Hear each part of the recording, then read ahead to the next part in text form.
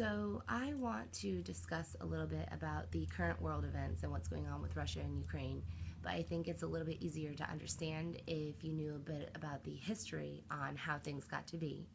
So, what had happened back after World War II is the Soviet Union took over Nazi Germany and extended its borders over to Berlin. And after 1991, when the Soviet Union collapsed, the borders ended up retreating back over to Russia, and it ended up leaving native Russians in the surrounding countries.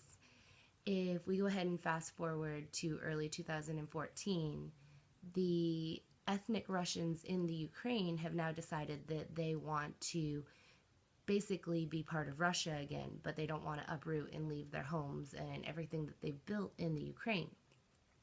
So, with the assistance of Russia, they now have been supplied with military grade weapons to fight for territories that are in the Ukraine.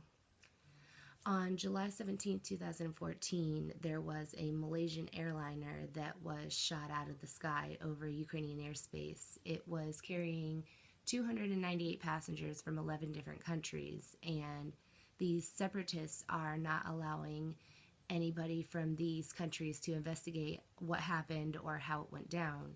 And the separatists are claiming that the Ukrainian forces are the ones that shot it out of the sky, but Ukrainian officials are denying any of these allegations.